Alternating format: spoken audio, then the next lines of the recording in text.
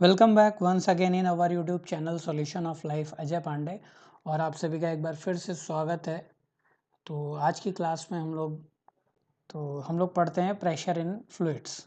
हम लोगों ने लास्ट क्लास में मैकेनिकल प्रॉपर्टीज़ ऑफ मैटर्स में stress, strain, elasticity, plasticity, Hooke's law, Young's modulus, modulus of rigidity, bulk modulus और volumetric strain, shear strain, ये सारी चीज़ें हम लोगों ने देखी थी। पॉइजन रेशियो भी हम लोगों ने देखा था। तो आज की क्लास में हम लोग देखते हैं कि व्हाट इज़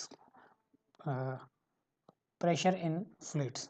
ठीक है, तो प्रेशर इन फ्लूइड्स की बात करें तो हम सिंपली क्या होता है हमारा कि all liquids and gases are fluids. मैंने बताया था आपको कि जो फ्लूइड्स होते हैं वो क्या होते हैं, जनरली सारे लिक्विड और गैस को हम क्या कंसीडर करते हैं, फ्लूइड्स कंसीडर करते हैं। तो जब भी हम बात करेंगे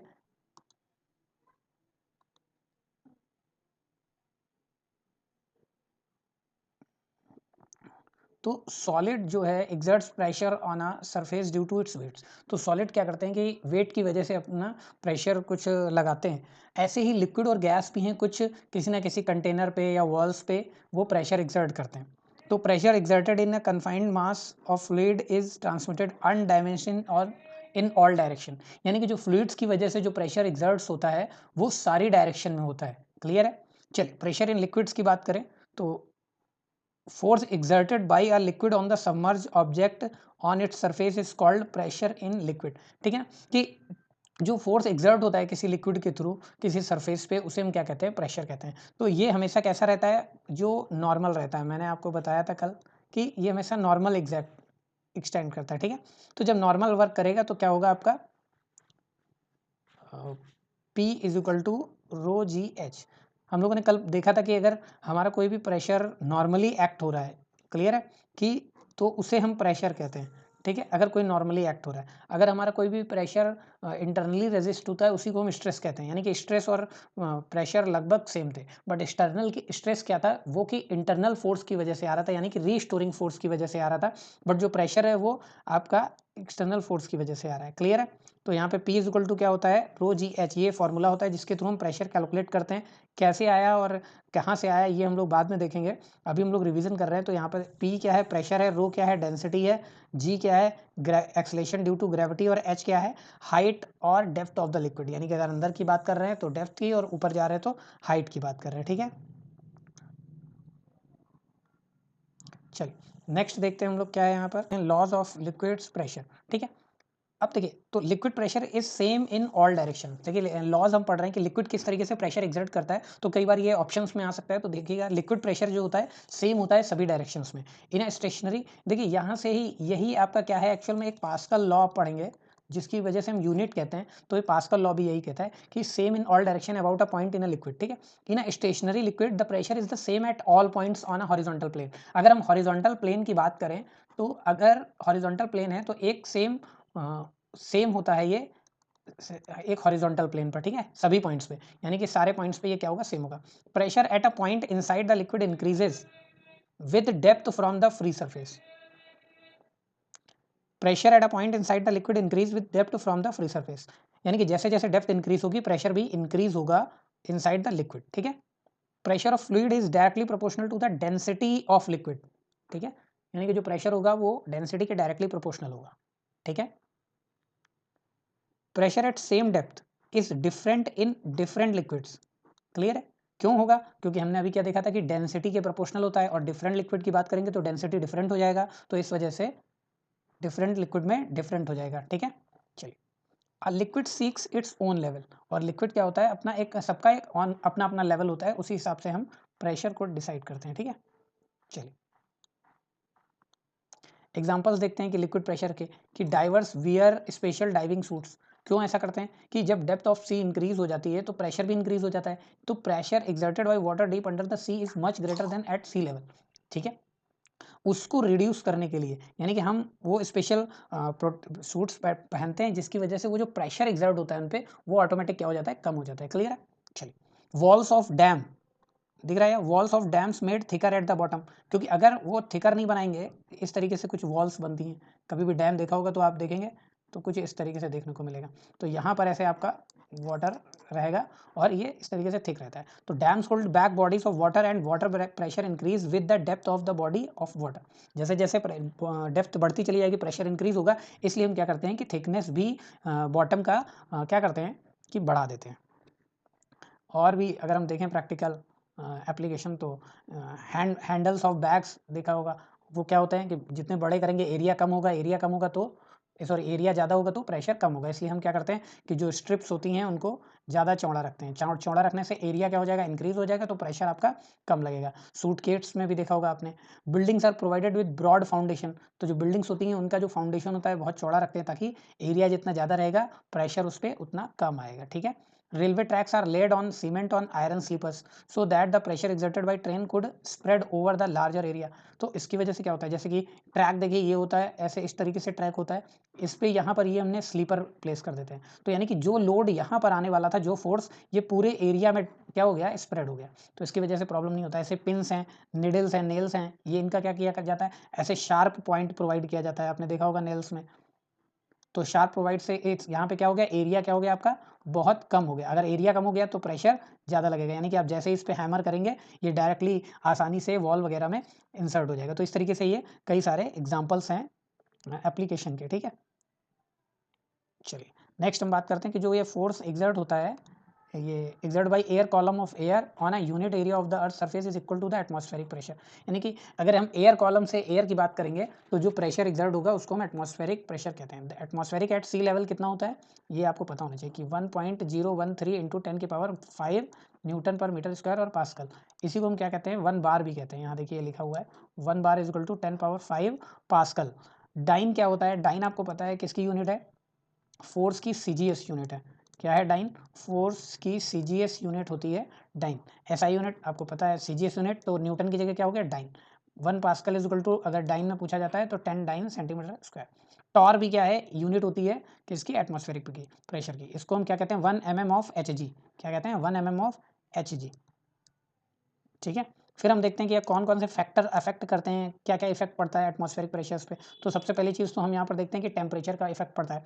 कैसे पड़ता है कि जब temperature of a place increase the atmospheric pressure decreases, क्योंकि वार्म एयर क्या होती है, एक्सपैंड हो जाती है और molecules of the warm air become less dense and hence exert less pressure. जैसे कहीं पे भी टेम्परेचर इंक्रीज होगा वहाँ की एयर हीट होकर ऊपर चली जाएगी और डेंसिटी कम होने की वजह से वहाँ पे जो एटमॉस्फेरिक प्रेशर होगा वो क्या होगा, रिड्यूस हो जाएगा। एल्टीट्यूड की बात करें तो atmospheric pressure decreases with an increase in the altitude. जो एटमॉस्फेरिक प्रेशर होगा कि धीरे धीरे जैसे ऊपर जाएंगे, तो ऊपर जाने पे क्या होता है कि प्रेशर हमारा क्यों डिक्रीज होता है, क्योंकि जो डेंसर मॉलिक्यूल होगा, जो डेंसर एयर या एयर गैस होगी वो बिल्कुल अर्थ सरफेस के पास रहेगी। तो इसकी वजह से जैसे हम ऊपर जाएंगे यहाँ पे लाइट पार्टिकल रहेंगे, लेस डेंसर रहेंगे, तो ऊपर जाने पे क्या हो जाएगा, एल्टीट्यूड के साथ एटमॉस्फेरिक प्रेशर डिक्रीज हो जाएगा। इफेक्ट ऑफ वाटर वेपर की बात करें तो density of air decreases bye presence of water vapour in atmosphere.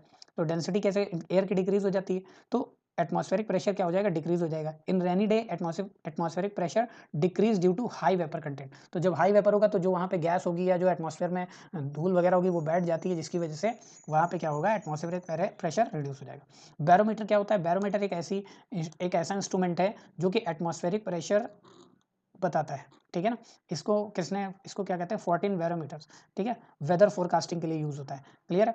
अब यहाँ पे ये कई बार क्वेश्चन आया हुआ है एग्जाम में कि if barometric height fall suddenly, अगर अचानक से गिरता है तो it indicates the coming of a storm, यानी कि तूफान आने वाला है। अगर कि बैरोमेट्रिक हाइट जो है बहुत तेजी से डाउन हो रही है तो आप समझ जाइए कि तूफान आने वाला है। और एक gradual fall and rise in barometric height indicate the possibility of rain.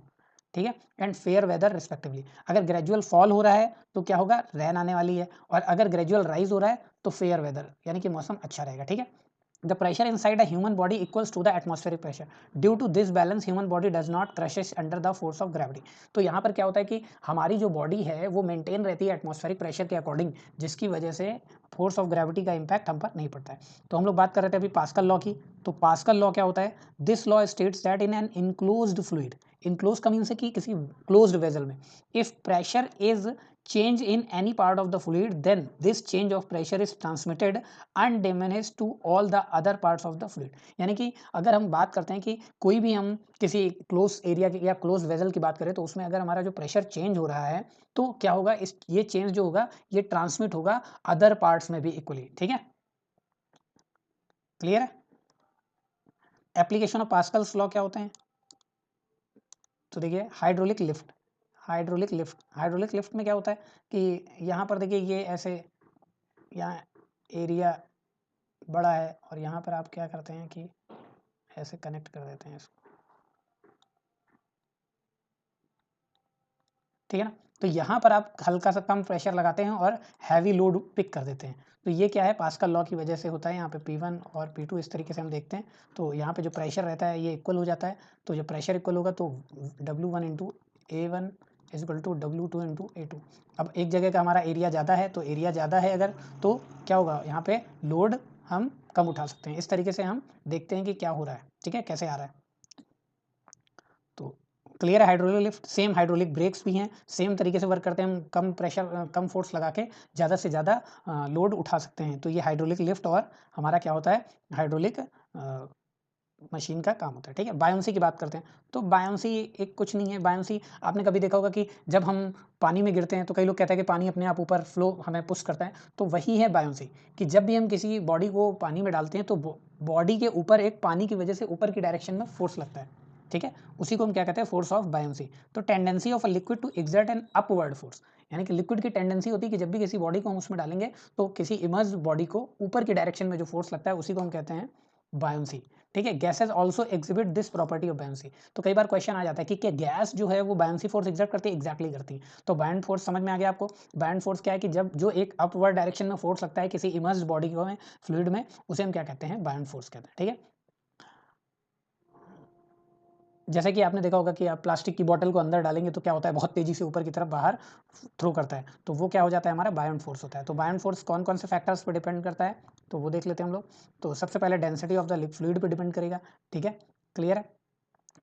More upward buoyant force on an object, जिसकी हाइयर डेंसिटी होगी देन लोअर डेंसिटी। अगर डेंसिटी आपकी ज़्यादा होगी तो ज़्यादा फोर्स एग्जिबिट होगा। Volume of object immerse in the liquid, तो जितना ज़्यादा वॉल्यूम बॉडी का होगा उतना ही बायोंसी फोर्स क्या होगा, इंक्रीज होगा। तो when two balls made of different metal having different weights but equal volume are fully submerged, ठीक है, तो क्या होगा कि जिसका जो आपका जिस पे जो ज़्यादा मेटल हैवी होगा, डेंसिटी जिसकी ज़्यादा होगी, वो उस पर ज़्यादा अपवर्ड फोर्स लगेगा। बात करते हैं आर्किमिडीज प्रिंसिपल की, ये बहुत इंपॉर्टेंट है। तो आर्किमिडीज प्रिंसिपल क्या है आपका, कि when an object is fully और पार्शियली इन अ फ्लूइड, कई बार ये स्टेटमेंट में आता है तो वहाँ पे सिर्फ फुली या पार्शियली लिखा होता है। तो अगर सिंगल है तो ऐसा नहीं, दोनों चीज़ों के लिए अप्लाई होता है। तो it experience N upward force, अभी हमने पढ़ा ये अपवर्ड फोर्स क्या है, इसी अपवर्ड फोर्स को हम क्या कह रहे थे, बायोंसी कह रहे थे, ठीक है ना। दैट इज इक्वल टू, अब यहाँ पे बता रहा है कि ये बायोंसी फोर्स किसके इक्वल है, तो ये किसके इक्वल है, to the weight of the fluid displace by the object. तो वेट जितना डिस्प्लेस होगा फ्लूइड का उसके बराबर है, ठीक है ना। तो बायोंसी फोर्स किसके इक्वल होता है, weight displace by a fluid, ठीक है ना। तो इसी को हम आर्किमिडीज प्रिंसिपल कहते हैं। तो Archimedes principal is used in following, कहाँ कहाँ होता है, designing in ships and submarine. तो इनको डिजाइन करने के लिए हम आर्किमिडीज प्रिंसिपल उसका यूज करते हैं। लैक्टोमीटर, लैक्टोमीटर क्या करते हैं हम, प्योरिटी ऑफ मिल्क के लिए यूज करते हैं, ठीक है। हाइड्रोमीटर में भी यूज होता है। Determine the density of liquid, liquid की डेंसिटी डिटरमाइन करने के लिए हाइड्रोमीटर का यूज करते हैं। रिलेटिव डेंसिटी ऑफ सब्सटेंस, यानी कि हम आर्किमिडीज प्रिंसिपल का यूज रिलेटिव डेंसिटी निकालने के लिए भी करते हैं, ठीक है। चलिए, तो अब देखिए यहाँ पर, तो एग्जांपल्स क्या हैं, ये यहाँ पे बीच में आगे लग रहा है स्लाइड। तो यहाँ पर फ्लोट, लॉज ऑफ फ्लोटेशन क्या क्या है। तो iron nail sinks in pure water, आपने देखा होगा कि लोहे की जो कील होती है वो पानी में डूब जाती है, जबकि ship made of iron floats on water. तो ऐसा क्यों होता है कि weight of iron nail is more than wait of water displace by it, यानी कि जो आयरन नेल का वेट है, जो आयरन नेल का वेट है वो ज़्यादा है किससे, कि जो उसके थ्रू फ्लूइड हटाया गया उसके वेट से। इस वजह से क्या हुआ, वो सिंक हो गया। बट जो शिप होता है, शिप में क्या होता है, वही देखिए, while shape of iron ship is made in such a way that it displace more weight of water than its weight, यानी जितना शिप का वेट है उससे ज़्यादा वेट का वाटर डिस्प्लेस करे तो वो फ्लो होता रहेगा, ठीक है ना। It is easier to swim in sea water than in river water. तो रिवर वाटर के कंपेरिजन में सी वाटर में स्विम करना आसान होता है, ऐसा क्यों, क्योंकि सी वाटर में क्या होता है, dissolve salts which makes its density more than river water, जिसकी वजह से क्या होता है, उसकी डेंसिटी ज़्यादा होती है और मैन को कम वॉल्यूम डिस्प्लेस करना पड़ता है, इस वजह से वहाँ पे आसान होता है। लाइफ प्रिजर्वर, दिस इज आपका एयर फील्ड होती है, जिसकी वजह से हम यहाँ पर देखते हैं कि ये इस तरीके से वर्क कर रहा है, ठीक है। लाइफ प्रिजर्वर जो हमें बचाते हैं, हम डूब रहे होते हैं तो ट्यूब बड़े बड़े आपने देखे होंगे, तो वो क्या होते हैं आपके लाइफ प्रिजर्वर। तो ये भी लॉज ऑफ फ्लोटेशन पे वर्क करते हैं। ठीक है, चलिए फ्लो ऑफ लिक्विड्स की बात करें तो स्ट्रीमलाइन फ्लो क्या होता है, when a liquid flows such that each particle of the liquid passing a given point moves along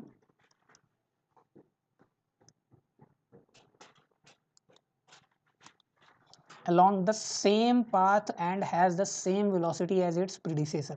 यानी कि जब वो एक पाथ फॉलो करता जाएगा जो उससे पहले का पॉइंट है और उसी वेलोसिटी के साथ उसको फॉलो करेगा, तो इसे हम क्या कहते हैं, स्ट्रीम लाइन फ्लो कहते हैं। ठीक है, और इसी को हम क्या कहते हैं, स्टेडी फ्लो भी कहते हैं। Critical velocity of a liquid is that limiting value of its velocity of flow up to which the flow is streamlined and above which the flow becomes turbulent. ठीक है, तो जहां तक वो एक स्ट्रीमलाइन यानी कि constant direction same path follow कर रहा है सेम वेलोसिटी के साथ, उस पॉइंट के बाद जो स्पीड होगी जहां चेंजेस आने लगेंगे, तो इस वेलोसिटी को हम क्या कहते हैं, क्रिटिकल वेलोसिटी कहते हैं। क्लियर है। प्रॉपर्टीज अगर देखेंगे, अगर हम प्रॉपर्टीज देखेंगे तो क्या हो जाएगा यहाँ पे, in a steady flow no two streamlines can cross each other. ठीक है, एक दूसरे को कभी भी ये क्रॉस नहीं करती हैं। अगर ऐसा करेंगे तो इनकी क्या हो जाएगी, दो डायरेक्शन हो जाएगी। अभी हमने क्या पढ़ा था यहाँ पर, सेम वेलोसिटी सेम पाथ, तो सेम पाथ रहेगा मतलब सेम डायरेक्शन रहेगी। ठीक है, तो ऐसा नहीं होना चाहिए।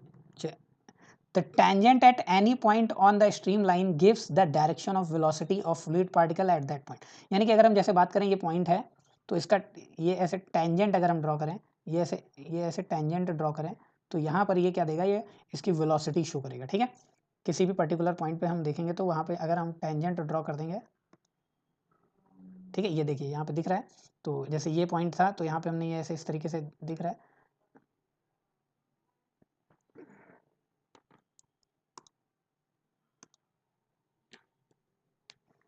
दिख रहा है यहाँ पर। तो जैसे ए पॉइंट आपको दिख रहा है, बी पॉइंट दिख रहा है, सी पॉइंट दिख रहा है, तो यहाँ पर देखिए ये टेंजेंट है, ये इसकी वेलोसिटी की डायरेक्शन, ये वेलोसिटी की डायरेक्शन, तो ये बता रहा है। तो जब ये सेम पाथ फॉलो करेंगे तो इसे हम क्या बोलते हैं, लैमिनार फ्लो। तो greater the number of stream line passing normally through a section of fluid is larger the fluid velocity at that section. ठीक है, जितना लार्ज सेक्शन पास करेगी उतना ही उसकी फ्लूइड वेलोसिटी होगी। तो fluid velocity remains constant at any point of a stream line.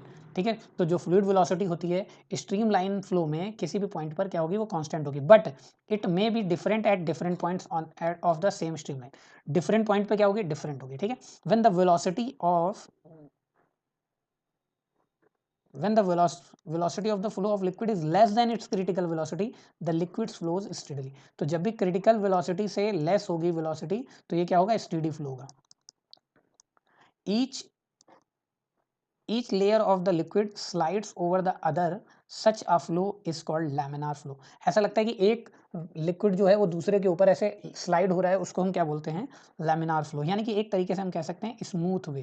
क्या कह सकते हैं हम, स्मूथ वे कह सकते हैं। जो नेक्स्ट आता है ये हमारा क्या हो जाता है, टर्बुलेंट होता है। टर्बुलेंट में क्या होता है देखते हैं। तो टर्बुलेंट फ्लो क्या होता है हमारा, turbulent flow when the liquid velocity exceeds critical velocity, then the liquid flow becomes zigzag. ठीक है, जैसे आपने सिगरेट का वो देखा होगा, सिगरेट का जैसे धुआं होगा या अगरबत्ती का धुआं देखा होगा आपने, क्या रहता है कि जैसे यहाँ से ऐसे जा रहा है, ऐसे जा रहा है, फिर ऐसे हो के फिर ऐसे ऐसे ऐसे होने लगता है। तो देखिए यहाँ तक जो आपका एक तरीके से फ्लो है, ये कैसा है, लैमिनार है। ये कैसा है, लैमिनार है। कुछ पार्ट है इसको हम ट्रांजिएंट बोलते हैं। क्या बोलते हैं, ट्रांजिएंट। ठीक है, और जो इसके बाद का जो पार्ट है आपका, ये क्या होता है, टर्बुलेंट। ठीक है, क्लियर। तो यही जिगजैग फॉर्म में हो जाता है जब ये क्रिटिकल, तो हमें समझ में आ गया अगर क्रिटिकल वेलोसिटी से लेस वेलोसिटी है तो ये स्टेडी है या लैमिनार है, और अगर क्रिटिकल वेलोसिटी से ज़्यादा है वेलोसिटी तो क्या हो जाएगा, ये मैंने उल्टा लिख दिया यहाँ पर, ये स्टेडी है, लैमिनार है, और यहाँ पे क्या हो जाएगा आपका, ये हो जाएगा आपका टर्बुलेंट। क्लियर है यहाँ पर। चलिए अब हम लोग जो हमारे पास अभी कितनी स्लाइड्स बची हैं देखते हैं हम लोग। अभी हमारे पास अप्रॉक्सीमेटली 10 स्लाइड्स बची हैं, तो ये हम लोग देख लेते हैं आज। अभी देखते हैं कितनी और आगे है। चलिए ये हम लोग देख लेते हैं यहाँ पर इक्वेशन ऑफ क्वांटिटी, फिर हम लोग नेक्स्ट क्लास में ही देखेंगे। चलिए, तो कंटिन्यूटी जो है, इक्वेशन ऑफ कंटिन्यूटी क्या है कि अगर हम बात करें तो किसी भी कंडीशन में जब हम स्ट्रीम लाइन फ्लो कंसिडर करते हैं, नॉन विस्कस फ्लो करते हैं और इनकम्प्रेसिबल फ्लूइड। यहाँ पर देखिए 3 एजम्पशन हो गए। कई बार ये क्वेश्चन पूछा जाता है, पहला तो फ्लो कैसा होना चाहिए, स्ट्रीम लाइन। स्ट्रीम लाइन का मतलब है स्टेडी। ठीक है, फिर दूसरा क्या है, नॉन विस्कस। Non viscous. फिर तीसरा क्या है, इनकम्प्रेसिबल। फिर क्या है, तो इस कंडीशन में जब ऐसा कोई फ्लो कहाँ से फ्लो हो रहा हो, पाइप से फ्लो हो रहा है, जिसका जो वो है क्रॉस सेक्शन एरिया है वो वेरी कर रहा है। क्रॉस सेक्शन एरिया क्या कर रहा है, वेरी कर रहा है। सपोज जैसे कि ये पाइप है एक, ये देखिए ऐसा पाइप है इस तरीके का, तो देखिए यहाँ पे एरिया जो पाइप का क्या हो रहा है, चेंज हो रहा है, वेरी कर रहा है। तो इसका मतलब है कि product of area of cross section and normal fluid velocity remains constant through out the flow. यानी कि पूरे पोर्शन से जो फ्लो होगा वो हर एक पॉइंट पे, यहाँ पे एरिया और यहाँ की वेलोसिटी, यहाँ पे एरिया और यहाँ पे वेलोसिटी, ये हमेशा क्या रहेगा, कांस्टेंट रहेगा। यानी कि सपोज समझ लीजिए कि अगर इसमें से हम एरिया का जो यूनिट होता है मीटर स्क्वायर और इसका होता है मीटर पर सेकंड, तो मीटर क्यूब पर सेकंड जो होगा आपका ये सेम रहेगा। अगर हम कह सकते हैं कि यहाँ से 10 मीटर क्यूब पर सेकंड पास हुआ है, तो यहाँ पे भी कितना होगा, 10 मीटर क्यूब पर सेकंड होगा। बर्नौली प्रिंसिपल क्या कहती है, ये सबसे पहली बात तो ये किस पर बेस्ड है, एनर्जी पे बेस्ड है। ये क्या बताता है कि sum of pressure energy, potential energy and kinetic energy per unit volume of the liquid remains constant at every cross section. यानी कि इस पूरे पाइप के पाइप के सेक्शन में kinetic energy plus potential energy plus pressure energy per unit क्या volume क्या रहता है, हमेशा कांस्टेंट रहता है। ठीक है ना। तो ये किस पे बेस्ड है, कंजर्वेशन ऑफ एनर्जी पे बेस्ड है। एप्लीकेशन कौन कौन से हैं, तो वेंचुरीमीटर है, एटमाइजर ऑफ स्प्रेयर है, blood flow and heart attack है, मैग्नस इफेक्ट है, lift off an aircraft wing है। ठीक है। तो नेक्स्ट और टॉपिक हम देख लेते हैं आज। अभी अभी हमारे पास बैटरी भी है और मेरे पास एनर्जी भी है, तो आगे कंटिन्यू करते हैं। विस्कोसिटी की बात करते हैं। तो विस्कोसिटी क्या है, एक रेजिस्टेंस है। जैसे इलेक्ट्रिसिटी या करंट में हम लोग रेजिस्टेंस पढ़ते थे, ऐसे विस्कोसिटी क्या है फ्लूइड के केस में, यानी कि फ्लूइड को फ्लो होने से रोकता है। रेजिस्टेंस क्या था कि करंट को फ्लो होने से रोकता था, यहाँ पे फ्लूइड को फ्लो होने से रोकता है, उसे हम क्या कहते हैं, वेलोसिटी कहते हैं। ठीक है ना। तो क्या होता है, slides over another solid body then a frictional force begin to act between them. जैसे जब फ्लूइड मूव करता है एक दूसरे के ऊपर, तो उसको फ्लो को रोकने के लिए एक बीच में फ्रिक्शन फोर्स आ जाता है, उसी को हम क्या कहते हैं, विस्कोसिटी कहते हैं। क्लियर है। This force is called internal friction force और viscous force. The property of the liquid is called viscosity. इसी प्रॉपर्टी को हम विस्कोसिटी कहते हैं। क्लियर है। अब देखिए इसकी यूनिट क्या होती है, पॉइज होती है, पॉइज। अदर यूनिट की बात करें तो न्यूटन सेकेंड पर मीटर स्क्वायर या पास्कल सेकेंड कह सकते हैं। ये क्या करता है, काइनेटिक एनर्जी को हीट एनर्जी में कन्वर्ट करता है। ठीक है। तो अब आपको पता होगा कि जैसे हनी है, तो हनी क्या है, हाई विस्कस है। अगर हम वाटर की बात करें तो लो विस्कस है। यानी कि वाटर फ्लो इजी करता है ना, फ्लो इजीली, बट हनी क्या होगा, फ्लो नॉट इजी। तो इसकी वजह से आप समझ जाइए कि जो जितना गाढ़ा है उसको फ्लो होने में उतनी दिक्कत है और उसकी विस्कोसिटी उतनी ही कम है। स्टोक्स लॉ क्या है, ये ध्यान रखिएगा। ये स्टोक्स लॉ कई बार एग्जाम में डायरेक्ट पूछा गया। According to Stokes law the backward viscous force acting on a small spherical body, तो जो फोर्स होगा वो कितना होता है, 6 पाई ईटा। ये क्या है आपका, विस्कोसिटी है। यहाँ पे विस्कोसिटी कांस्टेंट रहता है पर्टिकुलर फ्लूइड के लिए, जो कि आपको दिया जाएगा। आर क्या है, रेडियस ऑफ स्फीयर है। वी क्या है, वेलोसिटी। ठीक है। टर्मिनल वेलोसिटी क्या होता है, when a body falls through a viscous fluid it produce relative motion between its different layer. ठीक है। As the velocity of the body increase the viscous force also increase. A stage is reached when the weight of the body becomes just equal to the sum of the upthrust and viscous force. Then no net force act on the body and it begin move with a constant velocity. क्या होता है कि जैसे body कोई viscous fluid में गिरती है तो वो एक दूसरे के बीच में रिलेटिव मोशन क्रिएट करता है। एक स्टेज ऐसी आती है कि जो बॉडी है उसका वेट किसके इक्वल हो जाएगा, अप थ्रस्ट फोर्स और विस्कस फोर्स के इक्वल हो जाएगा। तो इस केस में वहाँ पे कोई भी नेट फोर्स एक्ट नहीं होगा, जिस केस में जो वेलोसिटी होगी कांस्टेंट वेलोसिटी होगी, और इसी कांस्टेंट वेलोसिटी को हम क्या कहते हैं, टर्मिनल वेलोसिटी कहते हैं। ठीक है। तो a raindrop falls through air with a terminal velocity. यानी कि ऐसा नहीं होता है कि भाई इतनी हाइट से गिर रही है तो हमारे ऊपर जो रैन फॉल ड्रॉप गिरेगी तो बहुत तेज से चोट लगना चाहिए, लेकिन ऐसा नहीं होता। एक टाइम आता है कि उस पर अप थ्रस्ट फोर्स जो लग रहा होता है या जो फ्रिक्शन फोर्स लग रहा होता है वो उसके वेट के बराबर हो जाता है, जिसकी वजह से हमारे पास जो ड्रॉपलेट्स आती हैं वो कॉन्स्टेंटली आती हैं। और थैंक यू एवरीवन। आज की क्लास आप लोगों को आई थिंक अच्छी लगी होगी। थोड़ा सा मैं फास्ट भी चल रहा हूँ, और जो भी आपके डाउट वगैरह रहेंगे आप हमें कमेंट में ज़रूर बताएं, और कोशिश करिए कि जो भी आपको दिक्कत हो रही है मुझे कमेंट में करें, मैं उसको इम्प्रूव करूँगा और आपको बेटर से बेटर कंटेंट प्रोवाइड करने की कोशिश करूँगा। Thank you everyone. जय हिंद, जय भारत। पढ़ते रहिए, मस्त रहिए।